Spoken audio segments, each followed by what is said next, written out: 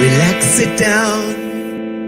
Coming out of PE town. Drink, find a shot. Never mind your liver. Get the Gino spot. Gino spot. Get the Gino spot. Gino spot. Have a laugh, have a giggle, and exercise your middle. Have a Gino shot. Gino shot. Get the Gino spot. Gino spot. Get the Gino spot. Gino spot. Have a laugh, have a giggle, and exercise your middle. Get the Gino spot. Gino spot.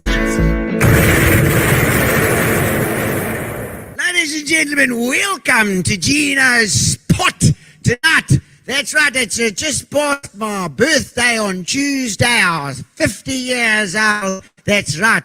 I'm going backwards from now on. And I've just been, thank you to all the people that have been giving me amazing messages online because I'm so old. And they all got their avatars like this new Facebook avatar, like this. And they got their eyes upside down and everything. I don't know what's going on with that lot.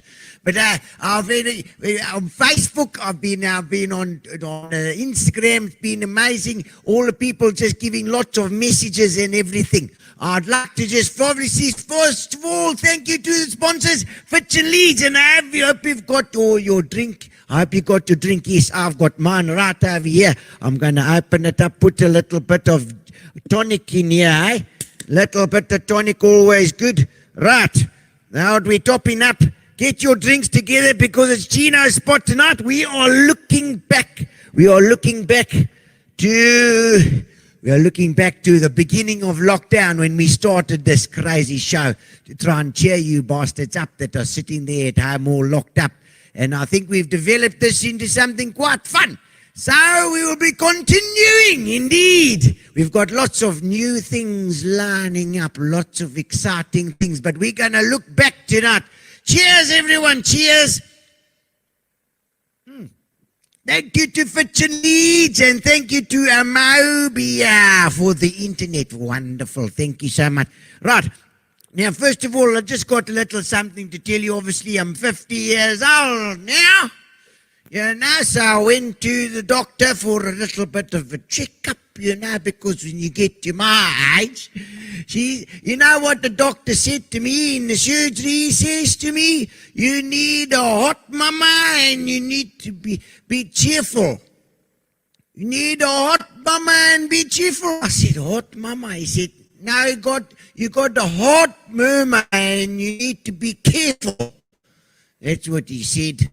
I don't care. I took a leaflet there, that little leaflet says you walk out, you know. Says you can make love at 82. Eh? Which is quite nice because I'm at number 74, so it's just 3-4 houses up. And I popped in, I said, popped in at number 82, said, hello, you know, said, would you like to come upstairs? She says to me, I said, well, all right, eh? And she says to me, have you got protection? I said, what the bloody hell's up those stairs? You know, what do you need? What do you need with that stuff? Honestly. Anyway, when was the last time you made love anyway? She said, 1956. I said, well, that's a long time ago. She said, no, it's only 21:30 now. Ha! Ladies and gentlemen, welcome to Gino's Spot on a Saturday night. We're looking back in time and we're going to give you the best moments of the last, I don't know how many 50 million shows that we've done. We've never done one of these. We're going to do it for you tonight so we can reminisce a little bit for my birthday. Okay, now hit some music there, young man. We're going to do, there we go. And welcome everybody to Gino's Spot. All right. Get yourself a drink. Cheers, everyone. Type cheers in the comments, please. Cheers. Here we go. All right. Wind your body, wiggle your belly, dip and go down. I got a new style. Wind and go up, wind and go down. Bubble and a rock, I start the new style around. If you feel like it too, and if you wind it too, I do the boom shagalaka till the dance all full. You know the girl on the left, she says she truly design. Watch how she bubble and watch how she whine. back she front and she move she waistline. The teller boy said the girl say she mine, but she mine and she rockin' all the time. Everybody join in when she give you this sign. Wind your body, wiggle your belly, dip and go down. I got a new style. Wind and go up, wind and go down, bubble and a rock. I got a new style around. If you feel like it too, and if you wind it too, I do the boom shagalaka, take the dance all fool. All right, ladies and gentlemen, welcome to Gino's Spot on Saturday night. And we're looking back in time. Thank you, Fitch Leedes, for the lovely drinks. Make sure you're topped up. That's right. Because tonight we're going back in time to have a look and see what's been on the shows. We've had some incredible shows. And it's all, the thing about the show is to make everybody happy, is to bring a bit of sense of community and a bit of lightheartedness in this time, this 2020 that just, what the hell? So we're waiting to go live again eventually someday, but until then, and even beyond, I think Gino's Spot will still be a thing. And we're going to look back now and have a look and see what guests we've had. We've had some amazing guests on, and we're going to have little spots of them coming in and have a look, see. But first of all, ladies and gentlemen, we have something that we do, a little drop in for our sponsors, Fitch Leedes, and that is the magical mixologist. And that's Justin. Let's give it up for Justin. When the sun goes down and you need a little tipple, Fitch Leedes have got a flavor for the people. Hey guys, welcome back to Magical Mixologist. Today I'm going to be showing you how to make a sour peach with a P. Don't get any ideas? Okay, so we're going to be tossing some pineapple chunks into our shaker. Boom. You don't saw that? And one more for me. So, we're going to take a bit of vanilla syrup, it's only 5 ml, and some fresh lemon juice into the shaker. You're going to muddle that up and mess everywhere as well. Maybe don't do that part. Yeah, I think that's probably enough of a mess. You chuck some ice into the shaker. You're going to shake this boy up for a while. Give it a good old whack. There we go. We're going to chuck this straight over our ice, as always. Nice little concoction we got in there. And, of course, top up with our famous Fitch Leedes peach lemonade. Boom.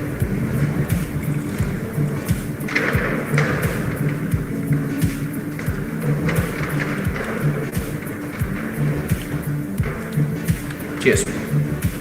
Fitch Leedes, you've got the mixer that'll fix you on the table. Fitch Leedes, the bespoke mixer for the discerning individual. Right, we started out right after the first speech for lockdown, and I thought to myself, I've got to just do something to keep myself sane, and also to try and just reach out to other people that are out there, because we're all locked down in our homes, and honestly, a person is not an island. A person is not an island, So I'm a social being. I need to be out there. So I thought, let's try and get people in online and say hello to them, see what they're doing, and try and make them feel a little bit happier than they are. At least to know that everybody, although you're sitting at home, there is a community out there, a larger community that you're just not seeing at the moment because we're locked down. So I thought it'll cheer people up, and that's what it did. Our fans have supported us for years and years and years. And times are tough for everybody, not only us. So what is it for us to come on and talk a bit of cock and have fun with our fans and interact with the fans and just say, guys, thank you, we love you, we appreciate it. Can you send me the money for my Ferrari? Like subtle hints. Yes, subtle. Subtle. I'm just so appreciative that the people want to still hear me and see me and all that stuff. And you come out of your shell, you create things, man. I've learned so much on the internet and stuff about streaming and whatever. It's lekker. I'm really enjoying it. I want to tell you that, I've started to pee and cuck in the garden because it's the only time I get chance to go out. Yeah, yeah. And can I tell you something? For the fans out there, for Gino's and my fans, hopefully, Sandy and I have changed our eating habits. You know, we eat much differently now. It's quite amazing what a maxed out credit card does for you. No, what we've actually done, and maybe this is a thing. Have you checked? I've lost weight, actually. I've lost weight. Yeah, I can see. Lekker. We changed our main meal of the day to lunchtime. So now we have a big meal at lunchtime, or biggish meal, and then later on tonight, about 8 o'clock, 8:30, we'll have a little snack. Then you go to bed with your stomach. You don't have to work so hard. So I'm actually losing weight. I'm still eating and I'm having fun. Just hold on a second. Coffee! That clapping sound is the sound that's going to happen to you in a second over there. Yeah, probably. Hermanus. Why, Hermanus? Why did you immigrate? How fat was she? She was so fat. There was a mouse living in her bum for 4 years, and he didn't know what the other side of the earth looked like. Mark Banks, Mark Banks, we go back a long way. Our parents were house friends. Oh, really? Oh, swingers. Yeah. You might be brothers. No, they were housemates. We used to go braai and all that cuck. Oh, my father used to talk as much cuck as Mark's father used to talk, and the two women used to talk the sense. Hermanus. Why is it better than PE? What was the draw to Hermanus? PE, 4 kilometers to the mother-in-law. Okay. Get it. I hope your mother-in-law's not watching tonight. Yeah, no, She probably not. She doesn't know how to stream. She thought a stream is part of a river. I don't want to say I hate my mother-in-law, but I brought her a gift from Wuhan. A bat. And I just flew it in. I had this thing in my brain a couple of years ago to work on cruise liners. Yeah. Because I'm thinking, well, I can do it, Because people don't realize we, as artists, we suffer terribly from lack of self-confidence. I'm sure it happens with you too. Okay, so I decided if anybody's going to see who I am, I want to go on these cruise liners. And I did. My first job on the cruise liner, I had to do 3 45-minute sets. Okay. Yeah, 3. But you know what? Because of experience and whatever, you get there. Now, if there's any youngsters watching this, you're not a comic if you can do 5 minutes, believe me. Yeah. It's when you go unexpectedly and you have to do 20 minutes on the spot. Then you can call yourself a comedian or an artist or a singer or a drummer. I see that you've almost got it. Yes, The drumming's, it's okay. Best thing about marriage is my wife loves this one. She loves me to pieces. Yes. Sandy loves me to pieces. The worst thing about marriage is divorce, because this expropriation of land without compensation is nothing, because I've been divorced twice. Yes. So, I've got 6 children, but I'm lucky enough. I've got Jack, and he's a cool oak, and I've got Sandy. She's pretty good, except she farts a lot, But I'm looking at you. It's not all perfect, is it? I'm waiting for something to come flying from the left-hand side. This costume of yours is, this is a 1984 issue, eh? It's out of date. So you're obviously just a reserve officer, I would imagine. But you've got lovely legs, I have to say. Very nice legs. Thank you, man. Yes, sir. My nipples are like football studs. Boom, boom. Oh, I don't know where to look, young. Lilli, you're looking absolutely beautiful. I can't believe it. Thank you. Those luscious lips and, You're talking about my mouth? Yes, yes. Cheeky bitch. Oh, I don't know.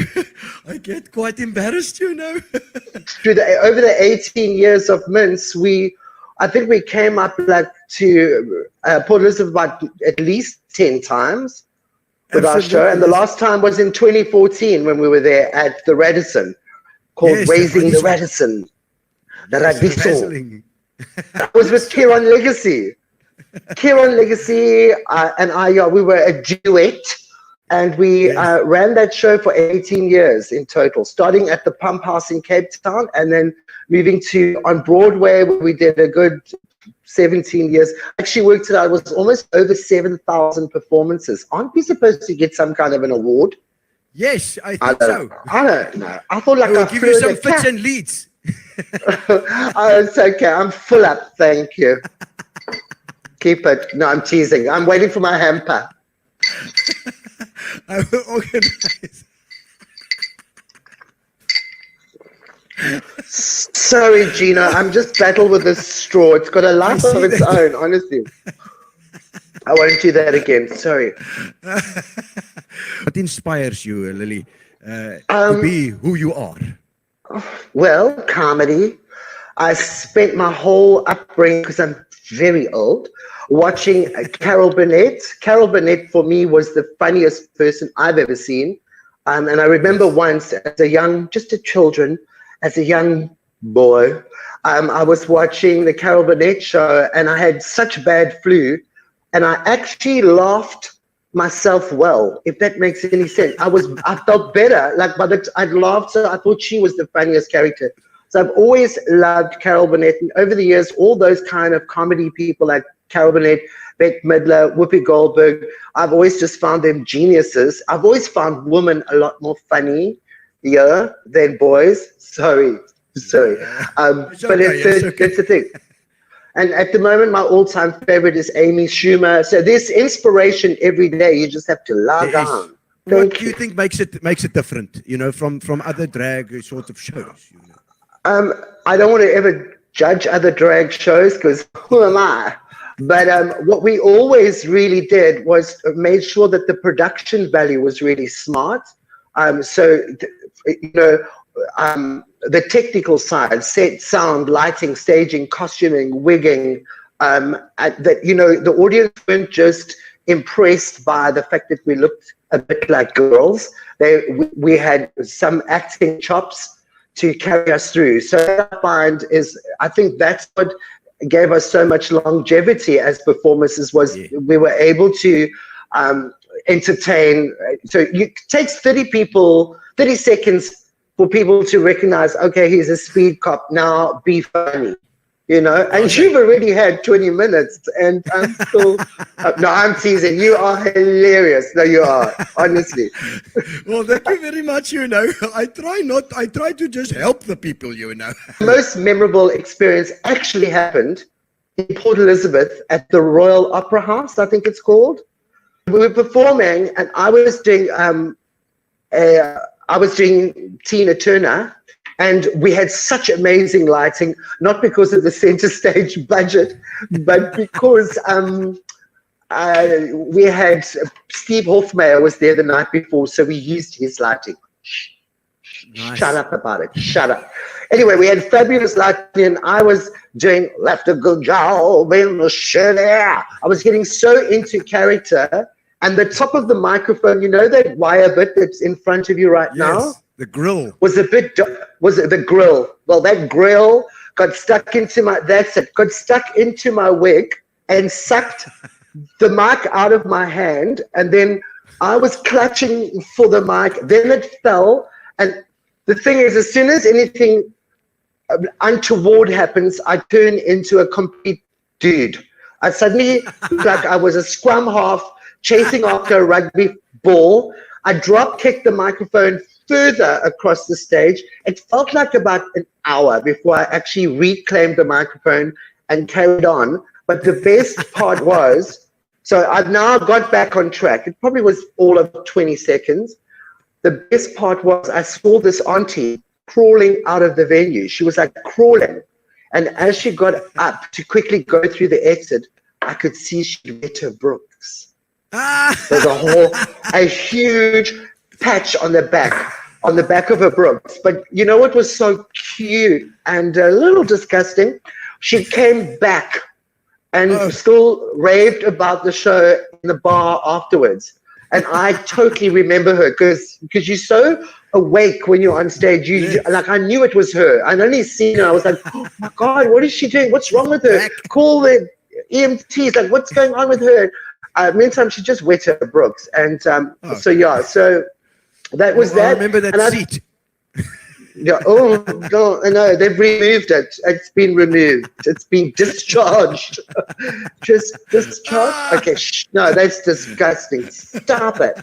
I think the best experience I've ever had was performing in Durban at the Rumbelow Theatre with my first time ever stand-up comedy show called Shenanigans, which is now going to be at Beefcakes.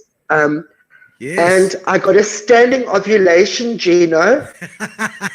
The people stood. I was like, I started to cry. I got into that ugly cry, like, ugh. I was so frightened. It was my first time by myself. And like, are they going to love me? Are they going to just think I'm only what I was with Mince? And like, how can she top this? And so I was so scared that no one would get it. And it's all new doing stand-up for me. And I was so frightened. And the people gave me a standing ovation. I remember that post. I remember you posting about that. Actually, yes, I was bawling. You never take any of this madness for granted. You don't. No. There's too much competition. You can log on, and you don't have to dress up and put on perfume and call an Uber to be entertained. You can log on like people are doing right now.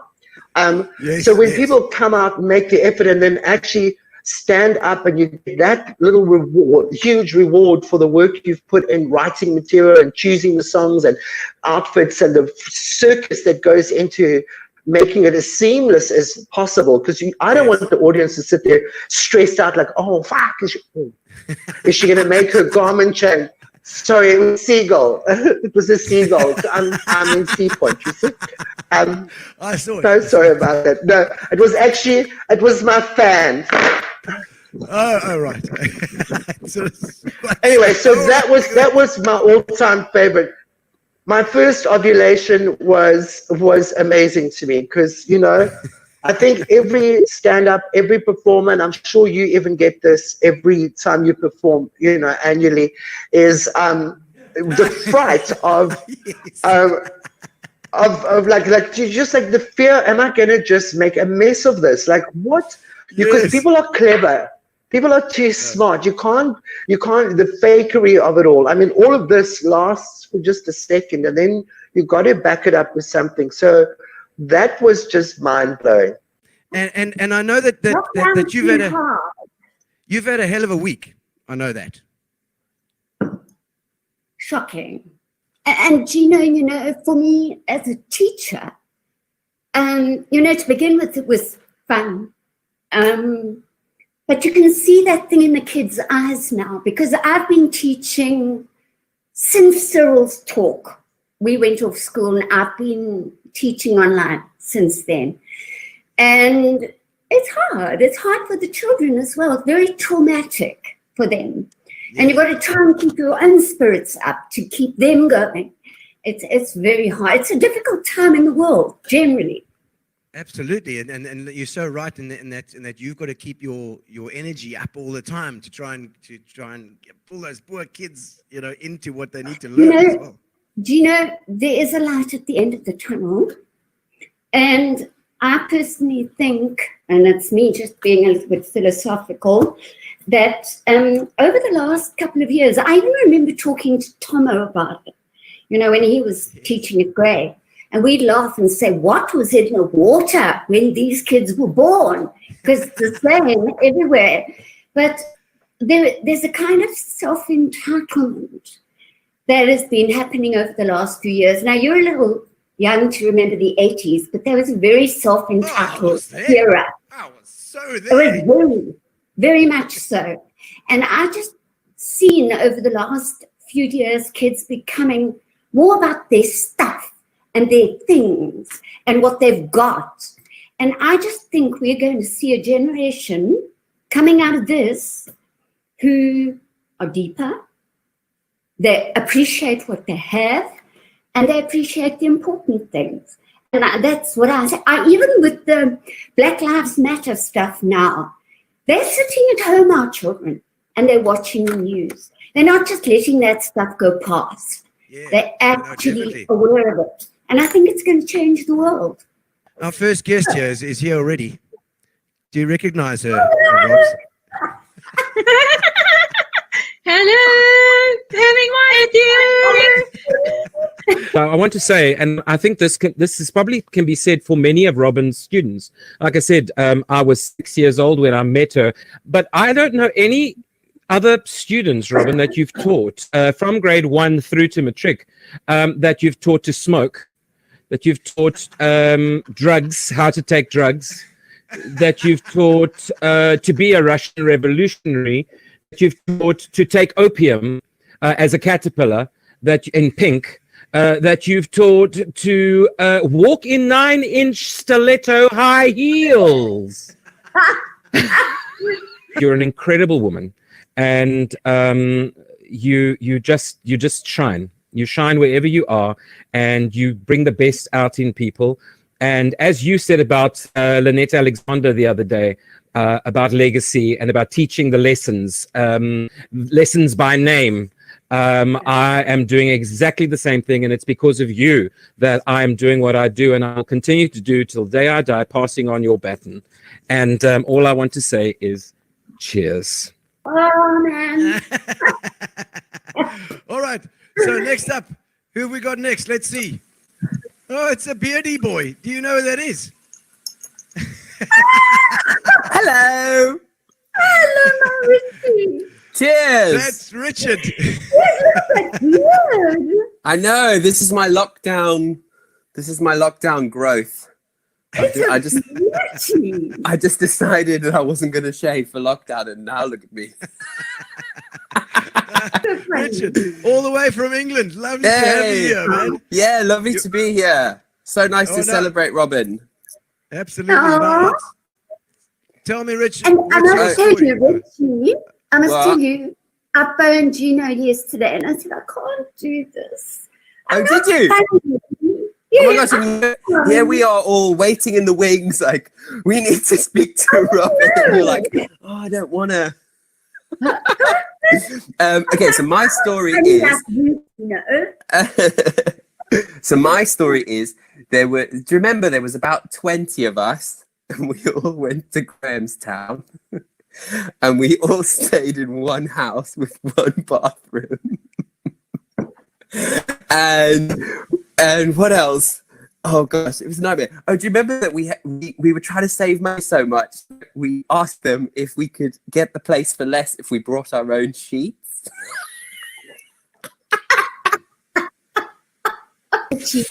Remember me saying to you, we're not doing Equus without going all the way. Yeah, I remember. Because he came to me and a young man, 3 years out of school? Yeah, not even, I think, because I was in England by 3 years out of I school. really want to do this. So when you're not going to do it unless you drop your drawers. Yeah. Pretty much. Pretty much. Pretty much. I thought But that you it was- said that to everybody. Oh, We phoned Greg, and you went and you cast. Oh, yes, we were smashed. Well, very. Yes. We were smashed. I remember that now. One's Equus, and there's Pinocchio, and there's Rent, and there's your endless creativity. Your creativity is like the curl in your hair. It just goes on and on forever. There's a Gerald Durrell story about a woman who's lying, she's like 95, and she's just got red hair, which goes on forever. Her hair keeps growing. And I think that's going to be you. You're going to be lying there, and your hair, and people are going to know what happened to Robin. No, she was eaten by her own hair eventually. She completely disappeared. So here's to no more gas problems, no more dishwasher problems, no more washing machine problems, no more hair problems, no more husbands swearing in the background problems, no more teaching stressed children in COVID problems. You can just have the trauma of getting to opening night once again. I need to. Oh, you thespians. You're all the bloody same.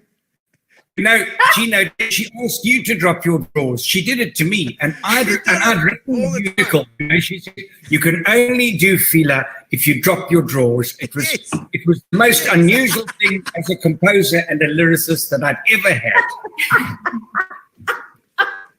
Who's here for you now? Your sister's here. Hey, Robbie, how are you? Hello, darling. If I could fly to you, I would.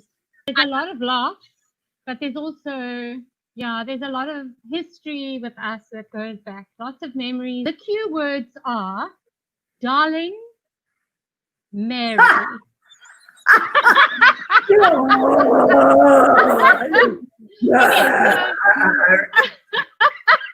Demon possessed.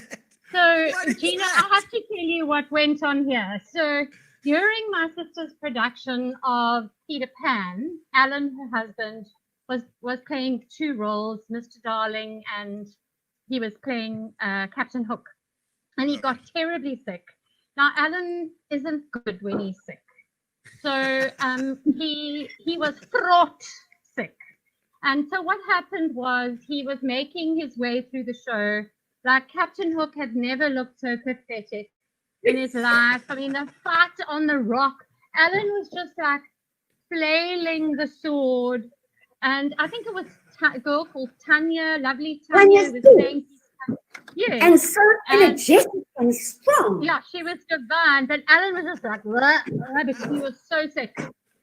Anyway, come the moment where Mr. Darling, because he's changed now, he's Mr. Darling, has to enter and call out very loudly for his wife from off stage, Mary!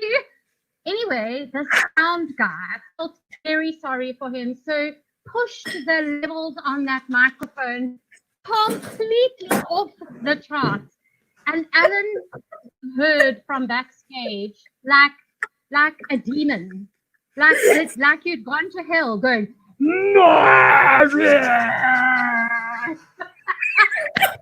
It was indescribable, and it's one of the things that I laugh about. And Robin, you and I have had many laughs about that. Robs, thank you so much for being on the show. It's been absolutely fantastic, and I know everybody's loved it. This side. You are 77 years old, and I know I shouldn't say the age, say a lady's age, but you don't look a day older than 65, and you are incredible. Well, I do try and stay in showroom condition as much as I can, you know. Absolutely. Not always easy, doll. You know, I used to love these kind of strange people, and Elise was very strange. She had this big black thing on her head. What do you call it? The beehive. Yes. And then she used to shave her eyebrows and then paint them on up to her thing like this. And she was fascinating. I couldn't get over her. I used to watch her all the time, and I was very fond of her. Anyway, and she used to get absolutely drunk, and then she used to say, "Girl, I might be gerook, but I'm still society." I love all that commonness, you know, I love it. It's great. So, it's life, isn't it? Yeah, and you know, the Lanis can't stand any of that, you know. They get, yeah, and I know your favorite, carrots. Carrots! Yes. You know, we used to waltz down Main Street, and then we used to have carrots. And she used to go absolutely bananas. And she went into not Woolworths, to OK Bazaars one day, and it was the hula hoop days. And you know, she always had that dirty little bandage wrapped around her leg. Anyway, so she got on this hula hoop, and she was giving it stick. Because, you know, they used to play that song, hula hoop, you know, and then she used to give it a tonk there, but I loved her. I thought she was fabulous. And she was actually quite an interesting person, you know, that she could tell your fortune. And one day she and I met at Happy Valley, And she told me that I would go across the waters and I would meet a man and his name would have a P and a B in it, and I would marry him. And guess what? I went across the waters and I married Peter Bishop. Was that a fluke or what? No, that's carrots. Then she knew her stuff, obviously. She knew her stuff, I'm telling you. Yeah. And that's interesting. I've heard a lot about carrots. No, you missed out there. And I mean, she had that gorgeous red hair. And she had this daughter called Hazel. And Hazel had about 20 children.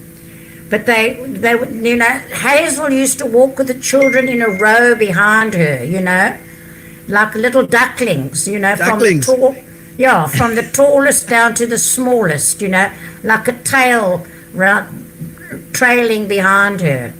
But she was a bit of a sourpuss. I wasn't mad about her. Well, Kathy Marsh says that carrots used to swear at us. I think she used to swear at a lot of people. She used to say, I'll only say it later because I don't swear much. I'm sure you don't.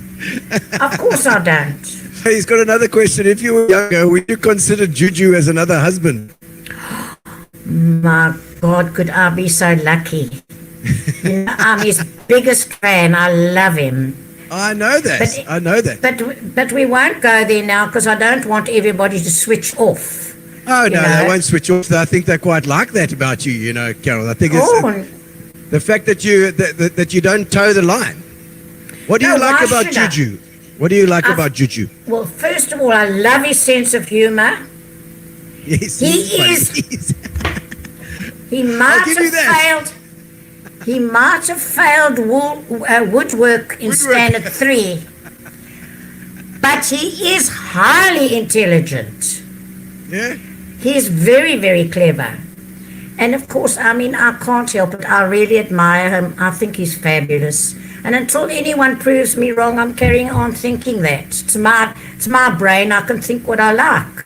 Absolutely. Because he's very, very pro-woman and anti-abuse of women and children. Thank God I've still got my marbles. Can you imagine? You've got more than your marbles. It's bad enough having my marbles. Can you imagine? I lose them. That's why I can't drink. It's not a pretty sight. You know, I'm difficult to control when I'm sober. Can you imagine? Say no more. Sharp as a razor, Mrs. Claw. And you know, I live in Central, and I'm a Centralite, and I love Central, and anyone that doesn't like it, they don't know any better. You can keep your Mill Park Road, thank you very much, Mommy. Tell us what you love about Central, tell us.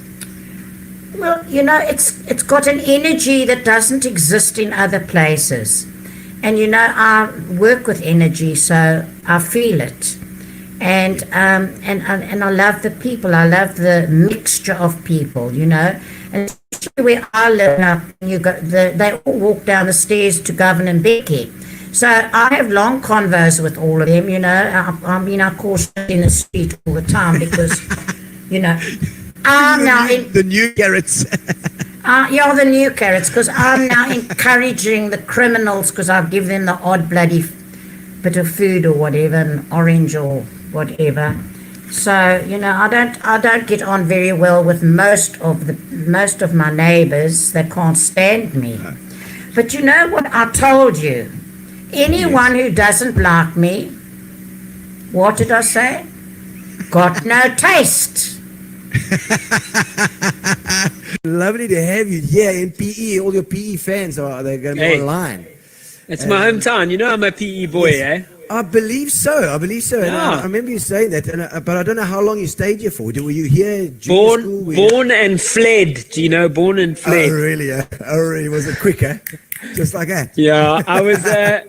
When was I? Like it was back in the sub B, I think. And then we moved to East London, and then grew up on a farm outside of Slummies for the rest of junior school.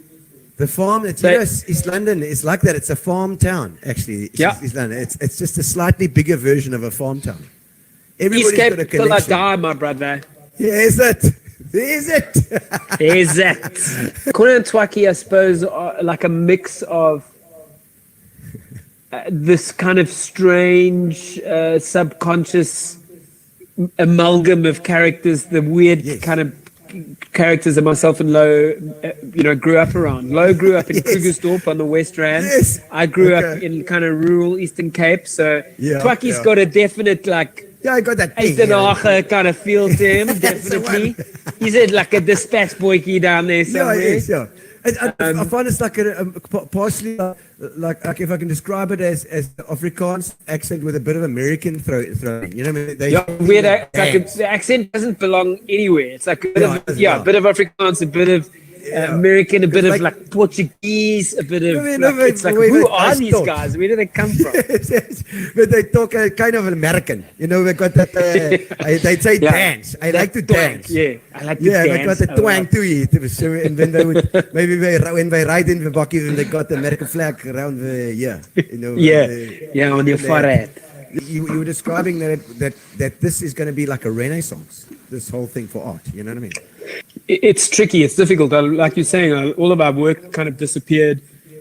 A lot of people are suffering through this, not only through exposure to the virus, but also the economy's kind of shut down. It's hectic. But I think we're in the situation, and as artists, we've kind of got to accept it and to try and adapt to it, because the reality is we're not going to be getting groups of people together to watch live performance for a long time. So that was my kind of realization. It was like, okay, well, this is going to be like this for a while, then we might as well just kind of embrace the online space. And I very quickly realized the potential is incredible to reach an audience anywhere in the world. Our first most amazing show that we did online, there was a guy in Antarctica watching the show, which just blew my mind. That's incredible. Yeah. Tonight we've got people from Dubai. It's like amazing. All of a sudden we can access these people all around the world. Look, it's not the same as a live show, but I don't think we're pretending that it's the same as a live show. It's a different thing.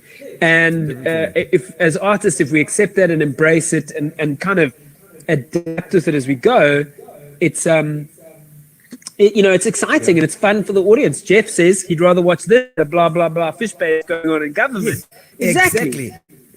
So and I think what I found as well, which is so interesting, is that people are craving connection. That's why I think live entertainment online works, because people out there are desperate for connection and they want to feel part of the community. And how we feel part of a community is through the art we consume and the entertainment we watch together. And so this is a massive opportunity for us to get together and go like, hey, we're still here. We're still here. We're still part of a community. We can laugh at things. We can have fun, and we can, we can reach out and touch each other virtually. And feel less alone, because I think it can be incredibly isolating, this thing that we're experiencing, and you can feel so lonely and so on your own. But I think if we get to kind of channel it through our comedians and our entertainers, it makes it a little bit more bearable, and we feel a little bit more connected. So I think that's quite amazing about it. Yeah. The fact that there's no rules with this thing now. There's no experts. You said that there were no experts, and that's so true. No rules, no experts, no gatekeepers. It's just us and our skill set and the audience, which is right here, and we can do it for all of them. And I think we're going to learn as we go along, and we're going to get better at it, and we're going to make it more interesting. And look, at the end of it, we'll go back to live comedy, but I think part of this will come with us, and we'll realize, there's more options for us in terms of reaching our audience outside of just playing the specific place that you are, But I think the worst, most embarrassing experience I had was completely our fault. It was a Corner and Twaki gig. We were doing, it was our first corporate gig. And we were getting paid big money at that. It was the first time we'd seen more than $1,000. We were like, oh my God. And it was at the Cape Town Yacht Club. And we arrived at the Cape Town Yacht Club, but late, rushing in with our little bakkie. And and then we're getting dressed in the car into our Twaki outfits, like Lowe's stuffing the big giant schlong into his pants. We're plucking on the snores. I'm sharpening my moor stick. We rush in to this venue, we run into this crowded room and we start working the room like Corner and Bucky would do before the performance. We go in and we talk to people and we mess with them and like we rub our crotches in their faces and we're like, Corner and Bucky are quite vile guys, you know, and they're like this guy's thing. They're so gross. So we do that beforehand and like we work in the room and I'm thinking to myself at the time, this is going to be a tough crowd. These people they're not up for this. They're a little bit conservative, it seems to me. They're almost depressed. These people look almost depressed, but like it's an IT company. They got cuck jobs. Like, we're going to make it work. We're going to make it work. At one point, I come around, I'm working in the room, and I see this woman I recognize, and I'm like, "Hey, lady, how you doing? Nice to see you." And she's like, "Hi, it's nice to see you too." I was like, "What you doing?" And she's like, "Well, I knew him." I'm like, "Hey, great, I knew him too." She said, "What are you doing here?" I'm like, "We're the entertainment, Lilli. We are the entertain you." And she looks at me and she goes, "At a funeral." So I look at her and then I look across the room and I notice, like, for the first time what's actually going on, you know. People are properly depressed. Some people are crying. There are like wreaths. Their get well soon cards scratched out. And then I see my good friend Lo Fenter, who plays Courtenay in The Most Amazing Show. He's like about 6'7". He's a very tall guy. And as I said, he got a giant fake schlong stuck in his pants. And he's standing in the middle of the room holding in his hands the bald head of a Catholic priest. This dude's in full like Catholic dress gear, and Lo's busy like kissing his bald head, going licking it. No, stop, no. So I walk over and I'm like, "Guy, can I talk to you, please?" And he's like, "No, Twaki, I'm busy with Father Christmas over here." I'm like, "Guy, I need to talk to you." He's like, "What is it, Twaki?" I'm like, "We're at a funeral, guy." He's like, "What? We're at a funeral, guy? What? We're at a flipping funeral, dude." G'day. The IT function was upstairs. We'd walked into the wrong room. What? No, Yeah, that dude. is like, So bad. Top of the list, bro. Halfway through, the IT function sucked, by the way. The crowd was terrible. Yeah, I'm sure. Well, after that. Yeah, halfway through that, we said to them, "You guys are cuck. We're going back to the funeral." Tell us what you're up to. Whereabouts in the world are you, first of all? I can't disclose where I am at the moment due to the lockdown and due to the court papers and the restrictions. The entire case has become sub judice at the moment, so I'm not at liberty to speak about it because Ina Parman, she's got an interdict against us at the moment because I had a shop in Melville which they closed down because of the name of the shop. I wasn't allowed to use the name, which I thought I was a money spinner. The cocaine shop, you know, just cut to the chase. Everybody knows what it was all about, but that's been closed down as well. That's in lockdown 11, and that can only open when I'm released in about 2 years' time. Oh, fantastic. Are we going live? What are you wearing? What have you got on? Are you out? Are you on probation? What has happened? We are like, this is my moustache suit. Do you like it? No. Who picked that? The guide dog. What is it? That's look ridiculous. Not even Claire Johnson from Mango Groove would wear that on an interview for Roy Rursa. She was. What is it? What are you wearing? Memory speaks very highly of this. I'm sure. Have you seen what he wears? My goodness gracious me! The last time I saw him, he was wearing stolen curtains from the old Stay Easy Hotel in Humewood, which used to be a Holiday Inn, which became an inn, then a non-inn, then a June inn, then it became a June, and he took the curtains. He stole the curtains, only because he beat Alan Committee to it. Your biggest inspiration and your biggest loser? My biggest loser probably you have to be Barry Hilton, and biggest inspiration Barry Hilton. He's my everything. He's all encompassing. And I wear a special watch, which I can't wear at the moment because it was stolen the other day. It actually wasn't stolen. I misplaced it, but I thought it had been stolen. The person I accused of stealing it, I realized I hadn't been to gym for a year. And I said it was stolen at the gym. In fact, the gym, which I put on the claim form, actually burnt down about 2 years ago. So it's a watch that says, "What would Barry do?" Sometimes when I'm compromised, or I don't know what to do, or I need inspiration, or I haven't done something for an hour. I think, I wonder what Barry would do. There's not an hour that I can go by where he's not doing something, selling something, marketing something. I'm always surprised at how much you know about Elizabeth. I mean, you've been there a million times. I love Port Elizabeth. I was born in Port Elizabeth. I worked on the original design for the Donkin, the Donkin exhibition, which they had in 1983 when they had the Delians. They had a public exhibition of the Delians. And the Coelacanth was doing a state visit to Port Elizabeth from East London with William Smith, the Delians, Glenda Kemp, and the Putt Foundation. Yeah, what did you really do in the Karoo?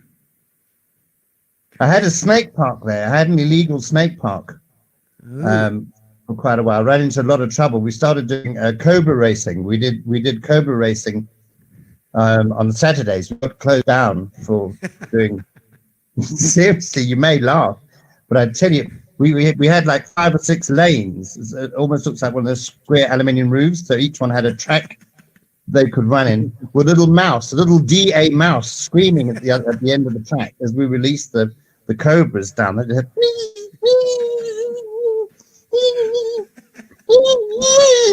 had, sound like Helen sort of twittering backwards. I suppose like Tiger King for snakes. It is. It's Tiger King for snakes, and the wonderful thing is, and I'm fascinated because my charity, which I run, which I head up, Friends of the Flamingo, FOT. I've been doing a lot of work now with this cold snap now that's happened. In fact, I've just got back in heavy disguise from Johannesburg Zoo because we have to bring the flamingos in at night when it gets cold because the legs freeze. And if they suddenly move, the legs snap if they don't have antifreeze in their diet, which they haven't had. This cold weather has just suddenly come upon us. At FOT, we had no warning that it would get this cold. So we have to bring the flamingos in at night, otherwise the legs freeze. And if they suddenly move, the legs snap. And there's nothing more pathetic, Gino, than the sight of a legless flamingo. I want to tell you, it is horrifying. I'm sorry I'm sitting like this. I'm actually in casualty. I'm at Mill Park Hospital. Actually, Is that where you are? Yeah, yes. Actually, I didn't want to tell you, but I actually dislocated. I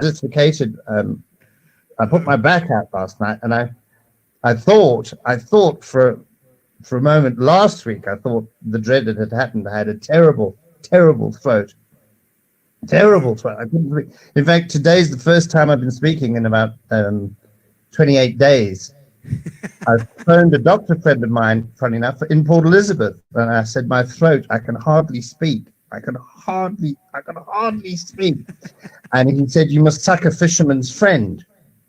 And I said, it's easy for you to say you're in Port Elizabeth. And he said, no, the peppermint flavor. I said, the lozenges. Sorry, the lozenges. The lozenge. So I'm glad I managed to get my throat back, thanks to. Oh, good. I'm glad. Thank you, Mark. Is that it? For coming. Ja, that is it. Okay. Thank you. You got my account number. Yes, I've got all the details. Thank you. Okay. Thanks, Mark. Ciao. There's nothing more serious than comedy done well. You know, it takes a lot of hard work, and which is great. I mean, it's comedy's only easy until you try it. That's what I sometimes remind people, because it's like what you're doing now, like being funny in the bar with your mates is like walking on the beach. You know, being funny in front of a paying audience is like walking on the moon. You need a lot of support. You need a lot of. It's dangerous. You can die there. You know. You know, on ABBA. I don't know if you saw ABBA Maniacs, but that sort of is. Hi.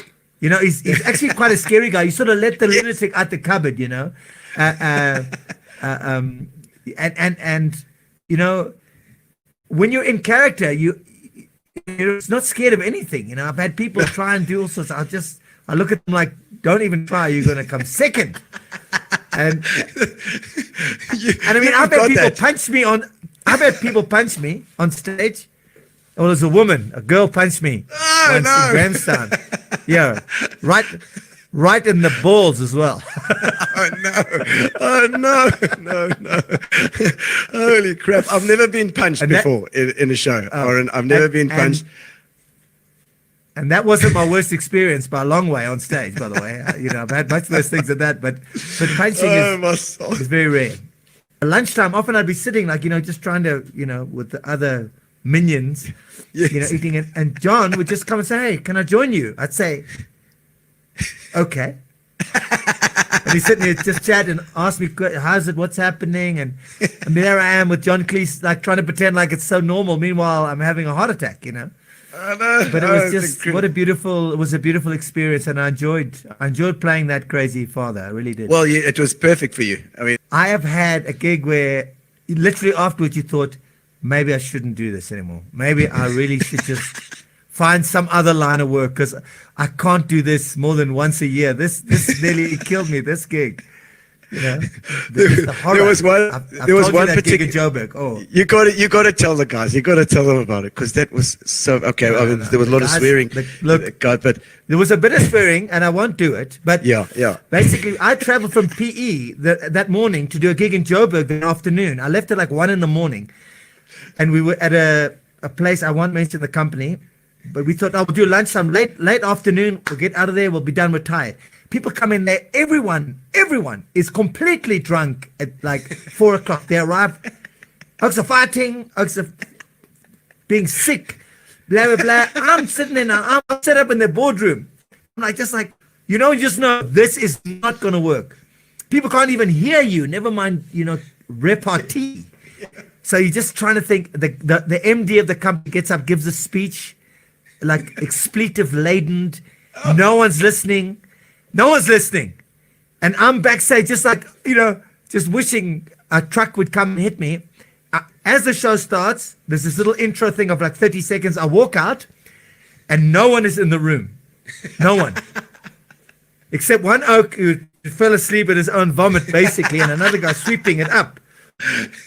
And I start, and like, you know, it's so bizarre. You just like start for like a minute. You think maybe it's all going to jump out. No, because there was a bar around the corner. Just around the corner there was a bar. And they'd all just run to the bar. Yes. So eventually I said, I'm leaving. So I start unpacking the gear. The same MD comes up, and he's mothered. He's drunk. He says to me, what's the problem? What's happening? I said, it's important to have an audience. You know, everyone's left. There's no one here. And then like a drunk person who's used to being in charge would says, but how do we alleviate this situation? Like if he uses the big word, it's going to be fine. I said, I don't know. There's nobody here. So eventually he goes and physically manhandles about 50 drunk men, mostly men, into the room. Like, and they're all lying on each other and like there, and then he gives a speech and he says, guys, this is coming for to be here. We've paid him a lot of money. To be here. Just give the guy a chance. Now, that's the worst. No, in other words, Gino, what he was saying was, I was so crap that everyone left before I started. That's how crap I was. So that's why they left. I tell you, I started that show. I could have been had up for assault. I was hitting people. They didn't even remember because they were so drunk. I was like a missile. I was so mad. I was sing. I was just sing now. I was just running around there. Clap your hands. And I was just making. Just doing things. I did 20 minutes and I walked out of there and I just felt like the filthiest human on the planet. you did some. I mean, you played drums, but then you like myself as well. I relate because you didn't just sit with the drums. You had to get out front. You know what I mean? Were you one of those guys that had to get out there? you couldn't stick behind. That was it. Look, for quite a few years, I didn't do anything like that. Although I had this funny vibe about myself, and it happened when I was playing with a band called Jimmy Racing, and Flippy van Vuuren was in the band. And one night Flippy came in and he said, "Eddie, man, I went to the doctor, gave me this tablet, just to help me. Meantime, I don't know it's drugs, I'm a youngster." And I take this and I have some dope boy, and I go that night and I start telling jokes out of the blue. The band leader was away that night. He was sick. He comes back the next day, and the management saying, "Why you don't let Eddie Eckstein? It's so funny. You let him tell jokes for the people." So that's how it started. But all of a sudden, I'm getting a bit of high. First time and last time in my life, you know. was that a porra? No, there was Flippy van Vuuren. The people will know him. He was a great musician, now Flippy. So no, but the owner of the club was. No, they were Italians like you. They were Italiano. Eddie, why you don't bring Eddie every night? If they come here to sing so very good, he tell a joke that people love. They love him. Why you don't put him on the stage? Let them come and tell a joke. I'm gonna ask you guys all individually now. We're gonna ask you about your best and worst gigs, and I don't know who should go first. Kevin, maybe you should have a go at that. Your best gig and your worst gig. The best gig is kind of difficult to think offhand. It's probably to the most people. I really enjoyed playing Kirkwood Wildlife Festival because the crowd's always there. There's like always 10, 20,000 people. It's just nice to play to a big crowd. Yes, but my worst gig I can remember would be at I'd make up a name here in Southwest Africa when I toured with the army band. We'd done this whole we land and the flossy comes off with my drum kit and they've torn my bass drum skin and we in Ruakana or something. So there you go. We tape it up and I played that tour, and our last gig they pull in 5,000 troops from all over the province, and there we are playing with a Roland PA240, 240 watts of raw power, playing to 5,000 people. No drum mics, muggies flying in your mouth while you're trying to sing. Nobody could hear me. Nobody could hear anything. It was chaos. It's like the Beatles at Madison Square Garden. Yeah, you just hear people. Yeah. You don't hear the band. Yeah, that's it. Oh man, Lloyd, how about you? The one thing that haunts me is I was playing in a huge. Do any of you guys remember Fernando Lamy, the comedian? Yes. Yeah. And so I was playing in a big show band with him, and he used to do that old McDonald's song. I don't know if you remember. And on that farm he used to get these animals and call them like obscure animals up, and then he got people up on stage, and they had to make the noise of the animal, you know, or sing something about like the animal. Which is like seriously dangerous. So one night, I remember we had this whole Dancing Girls was a huge big band and everything, and he got these two oaks a bit safe, and he said, and on that farm he had whatever it was, and I think it was a giraffe or something. Yeah. And the oaks didn't know what a giraffe, and so the one guy jumped on the other guy's back and started doing the old, you know. And I laughed so much that I actually fell off my drum chair between my steering and my drum chair, and lay in a heap on the floor. And then I looked up and I saw that I had a see-through bass drum head. So I couldn't. Cameras right there. I'd like to forget that gig. Yeah, that's the one you remember. Man. That's the one you remember. Yeah. I can't forget it. Jace, what about you, mate? I think I've got two cool ones. One was in Taiwan. We played. I think like 1 million people were there over the Friday, Saturday, and Sunday. That was quite a crazy one. And then when I was 7, my dad gave me a Metallica VHS tape, which I watched so much that the tape actually stopped working. And then I actually got to open for them for 2 nights. So that was Yeah, so that was pretty cool. Insane. And Yes. then I think the worst one was in Langebaan. They had a red wine special. So I plated my plate of food in, and I think I got 4 bottles of red wine. And I downed them all, went on stage, and then in the middle of my drum solo, I spat water over the kit, and then I was like, I'm going to stand on the drum kit as well. Oh, now. yeah, of course. Of course, now after 4 bottles of wine. And then I fell off the kit right through the window outside the venue. And then I had to come back to the front of the venue, and someone in the crowd was like, here's your bass drum mic. I didn't really feel like there was a very big hype at that point in time. Yeah. Hell's bells. And Eddie. Yeah. What about you, Eddie? I think you can choose. Eddie, you can choose from a drumming gig or a comedy gig, because sometimes the comedy gigs are even funnier. You get these cuck gigs. Jeez. Well, my best gig, I think, my best one was the first time I got paid R1 for the night. So that was my best. the worst gig I played was with the Bats in Germany, West Germany, in Berlin. I tell you what. If you started at 7:30, there were 2 bands and a disco. If you started at 7:30, you're lucky if you finished at 3:30 in the morning. Oh, yes. Yeah, so you'd be on 45 minutes, DJ for half an hour, the other band 45 minutes, and then a half an hour. So you've got to sit around for, like, I don't want to work it out. I mean, 45 plus 2.5 hours.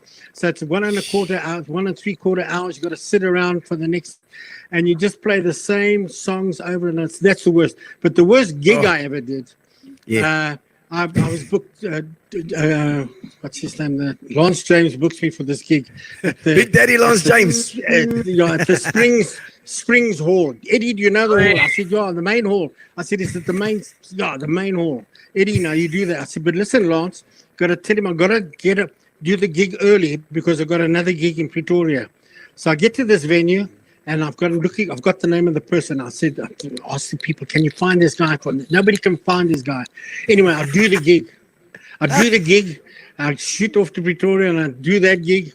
And Monday morning, I get a call from Lance. Eddie, you weren't at the gig. I said, what? He said, Springs. I said, of course I was at Springs. I did the gig. What are you talking about? And we find out that there were 2 venues. And I done the wrong venue. So I sent a letter to the other people for the fee. They wouldn't pay me, man. They didn't pay you. So that was my worst. I did it. Oh, man. And then, yeah. I did say, though, if ever I worked for that company, I would charge them double. And believe it or not, 3 years later, they booked me, and I did charge them double. So I got my money Yes, eventually. got it back, you bastards. Yeah. I know that the Music Kitchen started out as Tony's Place many moons ago. How on earth did you end up in the Music Kitchen? Music? You were a cricketer, for God's sake. Well, yeah, about 30 kilograms ago, I was a cricketer, yeah. Yeah, and talking about Tony's Place, that's probably where my passion for the live music industry started, you know.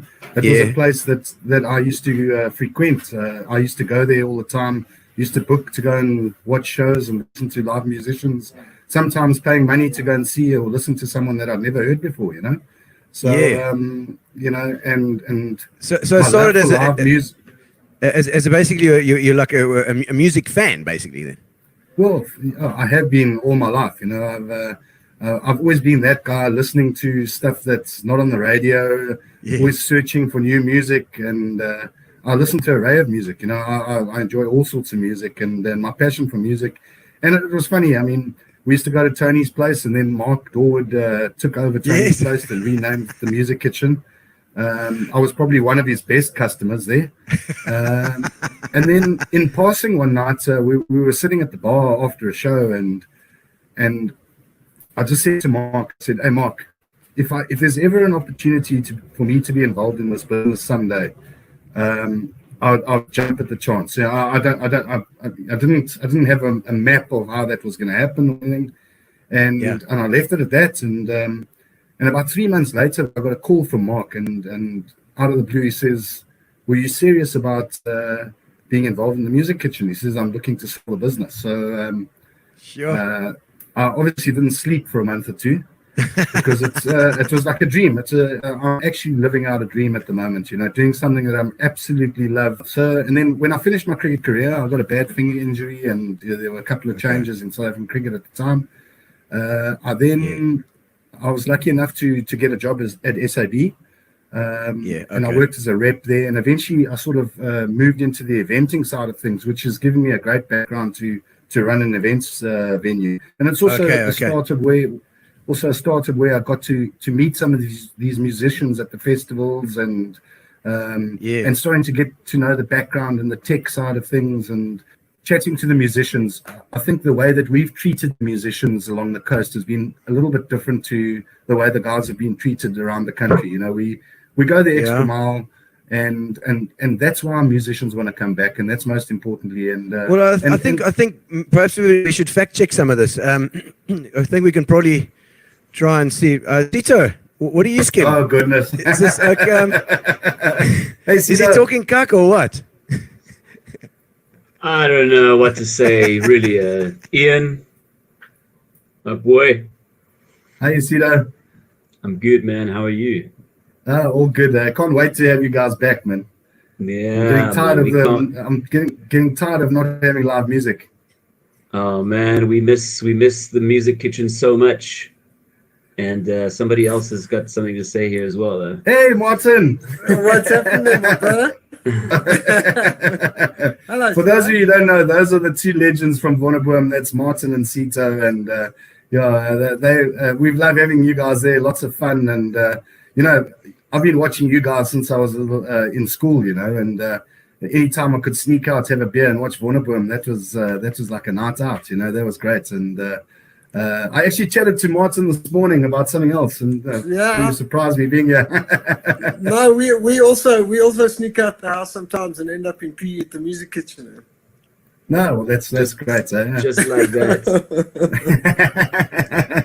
But good to have you guys here, man. Yeah, man. Listen, thank you for all the amazing work you've done for live music, for South African music in PE. You've certainly kept it alive. And at one stage, PE was our stomping ground, especially during the days of tapas and all of that. And it was hard to go back to that town again and bring our music. And you've kept that spirit, so you've brought it back, and you've kept live music alive for us in PE. So thank you very much, man. We hope that this isn't going to hit you too hard and that you can hold out a little bit longer before we can come and visit you again. Yeah, and you're the best, bro. What can we say? Thanks for everything that you've done to the industry. Thanks for keeping it alive. I know how hard it is. We've all had crazy battles, and you've always just been a very big light in the face of it all. We've had some great times at the kitchen, and I can't wait to get back and have some good times more. So Ian, love you, buddy. Keep up the good work, and can't wait to get back there when all this is over and we are allowed to get back there. And so the South African music scene would definitely not be the same without Ian and the music kitchen. So love you guys. See you later. Oh, yeah.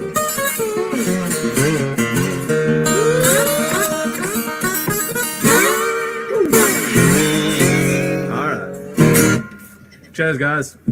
Right. Those two. The song is so amazing. Oh, that's very humbling. It's two great musicians, Art and Bason. Art Matthews from Just Ginger. Some little surprises. We've got a couple more in store for you. In fact, here's another one. There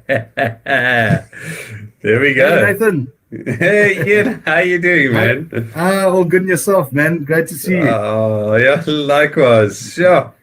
This is great, man.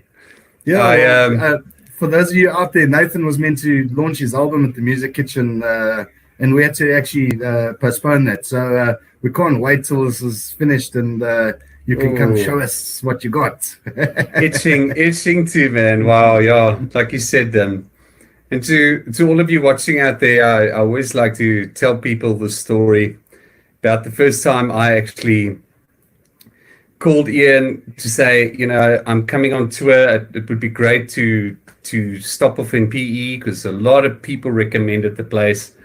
He was like, "Yo, it's so accommodating," and I was like, "Wow, this guy's got he's got a different vibe."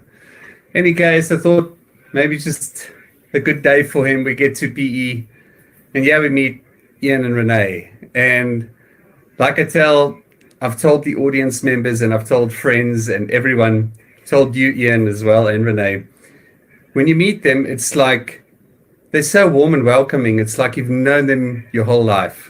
Music Kitchen is definitely one of the best venues in the country, best sound, best atmosphere, and I know where it comes from. It comes from you and your wife and your passion for music. Please stick to your guns, and thank you so much from me and all the musicians that play there at your super awesome venue.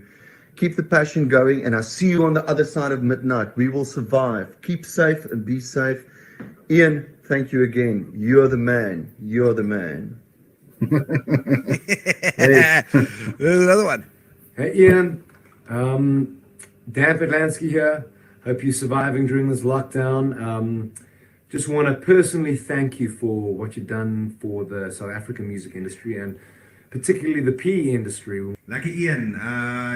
Just a message from your friendly blueberry folk pop band Georgetown. We miss you guys. We just miss playing live and miss PE. And I'll end off by playing a song from 1918 during the Spanish flu pandemic.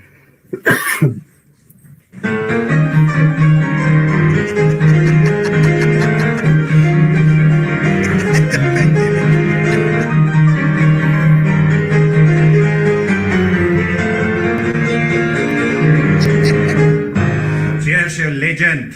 Me and Andre are part of the furniture here at the Music Kitchen. You always see us with the lights, a little bit of the sound. Sometimes we're even at the back of the bar. But anyways, on some of the colder nights where there's a warm act on stage and the people are a bit basically what happens is Ian comes running to the back and he's like, hey, get the party started. Get the party started.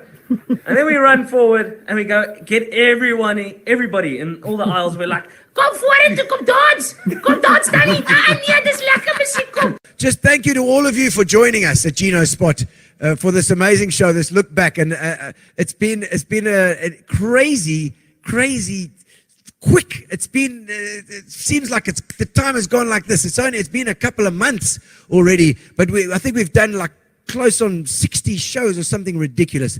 And it's been so much fun and such a learning curve. And so now we're going to do the competition, ladies and gentlemen. We're going to do our compo. That's right. Every time we do Gino's Spot, of course, Fitch and Leedes give away a case of Fitch and Leedes that'll come to you. It'll come to you. That's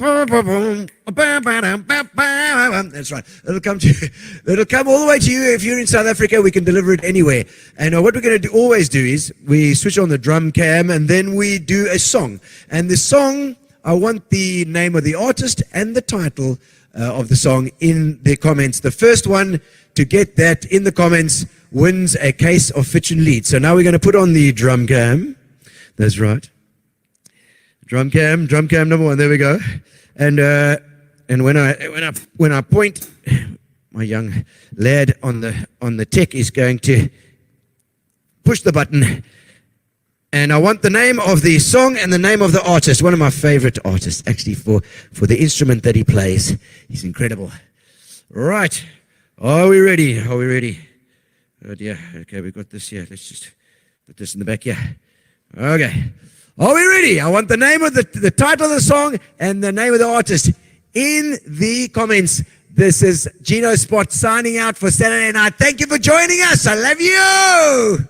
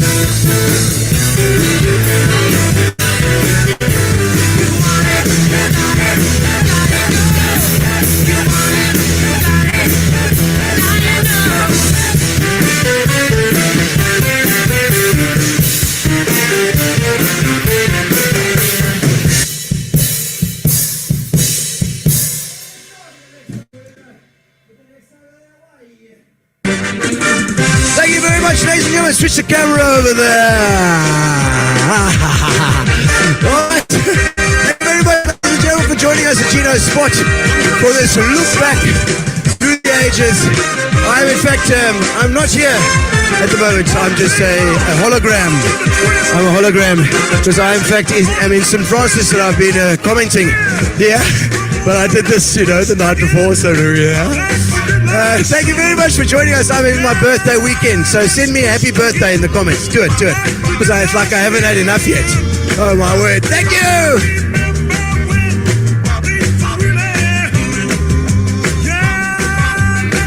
Thank you to Fitch Leedes. And thank you to Amobia. We love you all. Relax, sit down. Coming out of PE town. Don't drink, find a shot. Never mind your liver. Get to Gino's Spot. Gino's Spot. Get to Gino's Spot. Gino's Spot. Have a laugh, have a giggle, and exercise your middle. Have a Gino shot. Gino's shot. Get to Gino's Spot. Gino's Spot. Get to Gino's Spot. Gino's Spot. Have a laugh, have a giggle, and exercise your middle. Get to Gino's